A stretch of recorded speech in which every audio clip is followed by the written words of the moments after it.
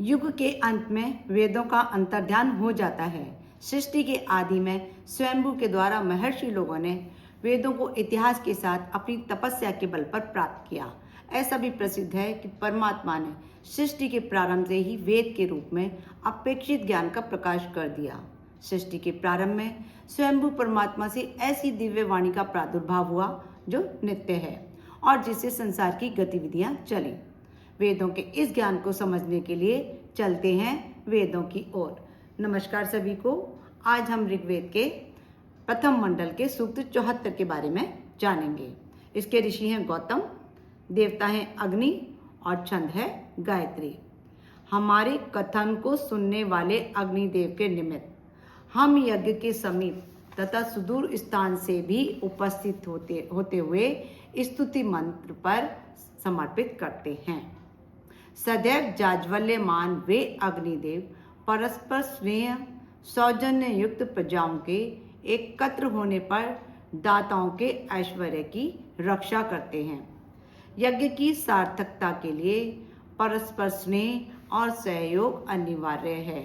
हम देखते आ रहे हैं कि ऋग्वेद में शुरू से यज्ञ पर बहुत महत्व रहा है यज्ञ का, और यज्ञ पर बहुत जोर दिया गया है। तो यज्ञ के बारे में, यज्ञ क्या है, गीता में कृष्ण ने अर्जुन को यज्ञ की व्याख्या इस तरह से की है। कृष्ण कहते हैं, शास्त्रों में कई प्रकार के यज्ञों का वर्णन है जिनके द्वारा प्राणी देवताओं की आराधना करके उनको प्रसन्न करते हैं। कृष्ण कहते हैं, समस्त देवता मेरा ही स्वरूप है, इसलिए इन यज्ञों के द्वारा प्राणी मेरी ही आराधना करते हैं। कृष्ण कहते हैं, यज्ञ क्या है? अपनी किसी श्रेष्ठ वस्तु को, धन दौलत को, अपनी किसी विशिष्ट भावना को, बल्कि अपनी किसी तीव्र कामना को उस परमात्मा के चरणों में समर्पण कर देना, इसी को यज्ञ कहते हैं।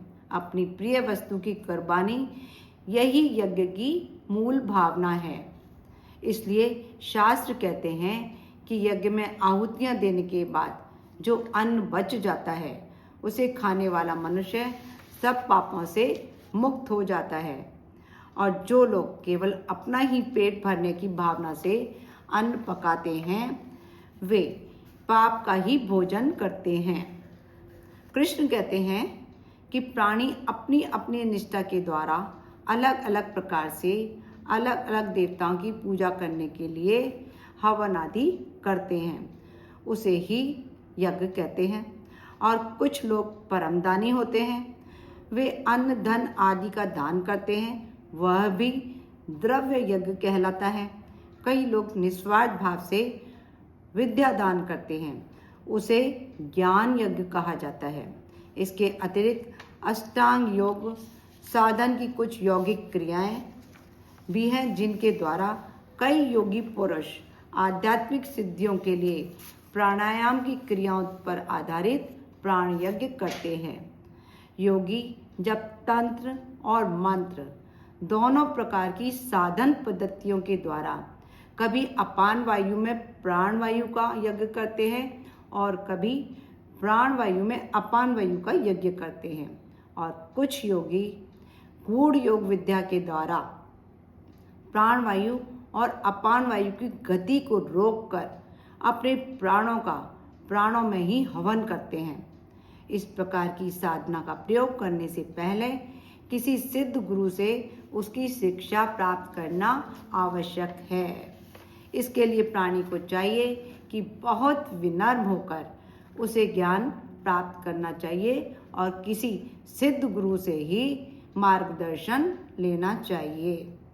जन साधारण के लिए ज्ञान यज्ञ सर्वोच्च यज्ञ है। मानव का सर्वोच्च कल्याण केवल ज्ञान की शक्ति से ही हो सकता है। ज्ञान ही मानव को अच्छे बुरे, पाप पुण्य, धर्म अधर्म की पहचान कराता है। ज्ञान के द्वारा ही प्राणी को भगवान के सच्चे स्वरूप का ज्ञान होता है। ज्ञान वह अग्नि है जिसमें मानव के सारे दंभ, अहंकार, दुर्गुण भस्म हो जाते हैं। यहाँ तक कि भक्ति का मूल भी ज्ञान ही है। ज्ञान के पर्वत की चोटी पर पहुंचकर ही मनुष्य को यह ज्ञान प्राप्त होता है कि ज्ञान पर्वत की चोटी से ऊपर वह निर्मल आकाश है जहाँ भक्ति का राज्य है। और जब भक्ति के उस आकाश पर पहुँचता है वहीं प्रभु उसका हाथ पकड़कर उसे अपने श्री चरणों में ले जाते हैं। ज्ञान की सीढ़ी पर चढ़कर ही प्राणी को श्रद्धा के पंख प्राप्त होते हैं। उन श्रद्धा के पंखों की सहायता से वह भक्ति के भाव में उड़ने लगता है। इसलिए ज्ञान यज्ञ ही सर्वश्रेष्ठ यज्ञ है। शत्रुनाशक युद्ध में शत्रुओं को पराजित कर धन जीतने वाले अग्निदेव का प्राकट्य हुआ है। सभी लोग उनकी स्तुति करें। हे अग्निदेव, जिस यजमान के घर से दूत रूप में आप देवों के लिए हवि वहन करते हैं, उस घर यज्ञशाला को आप उत्तम प्रकार से दर्शनीय बनाते हैं। हे बल के पुत्र अरणिमंथन द्वारा बलपूर्वक उत्पन्न होने वाले अग्निदेव। अरणिमंथन के बारे में पहले के वीडियोज में बताया गया है कि अरणिमंथन क्या है। आप यजमान को सुंदर हवि द्रव्य से युक्त सुंदर देवों से और श्रेष्ठ यज्ञ से पूर्ण करते हैं, ऐसा लोगों का कथन है। हे तेजस्वी अग्निदेव, उन देवों को हमारे यज्ञ में स्तुतियाँ सुनने और हवि ग्रहण करने के लिए समीप ले आएं। हे अग्निदेव, आप जब कभी भी देवों के दूत बनकर जाते हैं तब आपके गतिमान रथ के घोड़ों का कोई शब्द सुनाई नहीं पड़ता। हे अग्निदेव, पहले असुरक्षित रहने वाला हविदाता यजमान आपकी सामर्थ्य द्वारा रक्षित होकर बल संपन्न बना तथा हीनता से मुक्त हुआ।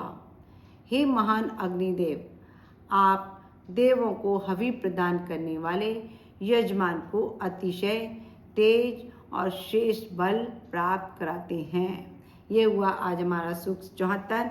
अब नेक्स्ट वीडियो में मिलते हैं हम सूक्त 75 के साथ में। नमस्कार सभी को। खुश रहो, स्वस्थ रहो, मस्त रहो। और यदि आपको लगता है कि इन वीडियो के माध्यम से आपको कुछ ज्ञान की प्राप्ति हो रही है, आप वेदों के बारे में कुछ जान पा रहे हैं, कुछ महत्वपूर्ण जानकारी ले पा रहे हैं, तो इस चैनल को सब्सक्राइब अवश्य कीजिए। साथ ही बेल आइकन भी दबाइए ताकि आपको वीडियोस ढूंढनी ना पड़े, स्वतः ही आपके पास पहुंच जाएं। और अपने वैल्यूएबल कमेंट्स भी अवश्य दीजिए क्योंकि वो मुझे मोटिवेट करते हैं। साथ ही अगर कुछ सुधार की आवश्यकता हो तो मैं सुधार भी कर सकूं।